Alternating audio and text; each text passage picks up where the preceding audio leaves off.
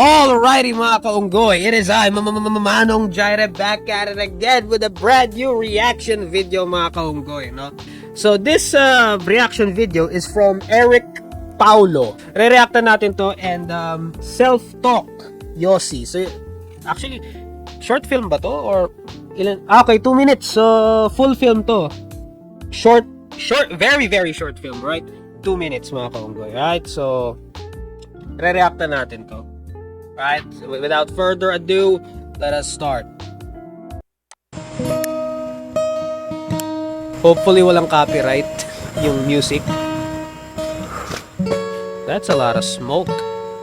Nag-iossi ka na pala? Oo, bago lang. Shit. Di ka mukhang cool, mukha kang tanga. Ikaw, nag-iossi ka ba? Hindi. Exactly. So, ano ang ibig mong sabihin? Madalas kasi nating pagtawanan at husgahan ang mga bagay na hindi naman natin naranasan, Oh, yeah. hindi yan naiintindihan. Okay, so, bakit ka nag-iossi? Mamaya Magulo kasi isip ako ko. magsasalita. At pakiramdam ko, sa tuwing binubuga ko yung usok nito, ay para bang sumasama lahat ng mabibigat na dinadala ko. Pero, di ba, ayaw na ayaw mo dati kay tatay dahil sa paninigarilyo niya. Sabi mo pa nga, paglaki mo, ayaw mong maging kagaya niya. Yeah, the irony Ang buhay ay puno ng parikala. Ayun. Parikala, Parikala, ibig sabihin, ironic. Tama yun. Minsan kasi hindi nakakatawa sa tuwing nagbibiro ang tadhana. Yeah. Yung mga taong kinamumuhian mo dati dahil sa ginagawa nila, ay unti-unti ka rin palang magiging ganan pagtanda. Oh, shit. hindi naman siguro lahat. Pero matanong lang kita, Daming tingin mo usok. ba kapag nakita ka ng dati mong ikaw, na sobrang lakas mo ngayon mag-yossi, magiging proud kaya siya? Ewan ka ba? Kasi tulad mo, dati sabik din akong tumanda at makalaya. Okay. Pero ngayon, parang gusto ko na lang bumalik sa pagkabata. Yeah. We've all been there. Oh no! Oh no, I have the... kailangan ko i-mute tong part na to kasi very copyright. Very copyright to, no? Pero, I think, link down below na lang para sa film na to, right? Go check it out. Yeah, si Eric Paulo. Yeah, siya mismo, right? So, ayan lang mga kaunggoy. So, yeah, it was a 2-minute film. A lot to unpack. There's a lot to unpack here kasi very... Actually, ako tinamaan ako sa maraming mga linya dito, eh, no? And I gotta say, like, yung pinaka tumatak sa akin is saan yung part na yun? Yung hindi mo nararanasan, yung pinagtataon, pinag-uusgan. Like, at yung part na kada buga daw niya ng usok is nawawala yung mga parang bigat and everything. And for those of you who experienced smoking, or you used to smoke, or nagsasmoke kayo, maintindihan nyo yung part na yun, no?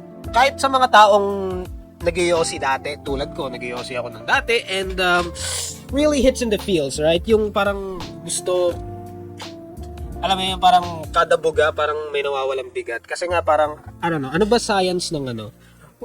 Punta tayo kay ChatGPT, right? Okay, good question. And that's one often misunderstood. Cigarettes feel like they make you calm, but the effect is a temporary chemical trick rather than true relaxation, okay? So ito yung reasons kung bakit yung kada yossi, kada buga is feeling natin kada usok na lumalabas sa bunganga natin is kumakalma tayo. Here's the reason why. Nicotine in the brain. Nicotine, the main addictive substance in cigarettes, acts on your brain's neurotransmitters. It triggers the release of dopamine, the feel-good chemical, serotonin and endorphin, which create a short-lived sense of pleasure and calm. It also stimulates the hindi ko alam kung paano ko basta yan, which increases alertness so you feel both relaxed and focused for a while. So, yun nga, chemicals in the brain which lead to lalo na yung addictive substance. And we've all been there, right? Like, sa sobrang bigat ng buhay natin, sa sobrang shit ng nararamdaman natin, we are trying to find, lalo na pag depressed tayo, kailangan natin ng dopamine, pag depressed kasi tayo, parang kulang tayo sa dopamine chemical, like kulang tayo sa parang chemical imbalance in the brain, mga kaunggoy. Kaya naghahanap tayo ng mga stuff to go to, either drink, smoke, or yung iba sa atin, naglalaro ng video games, tulad ko, nagji-gym, yung iba sa atin parang umiinom, kasi hinahanap natin yung feel-good chemical na yun, right? And a lot of the stuff we do releases dopamine, right?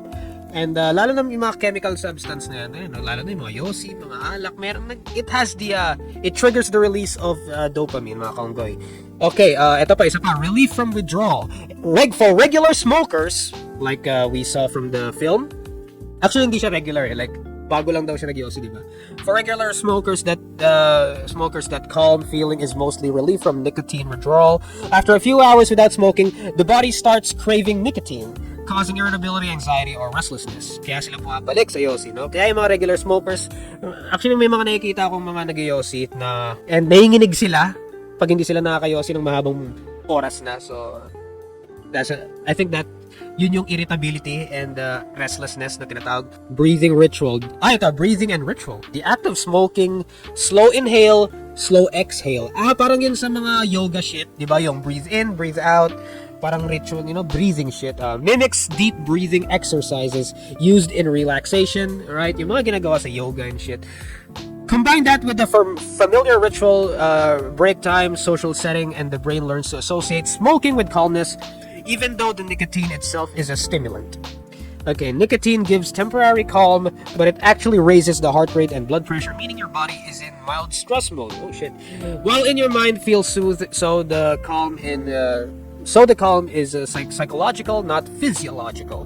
So it's all in the psychological shit, And lalo na pag sobrang bigat na ng mga problema natin and naghahanap na lang tayo ng escape.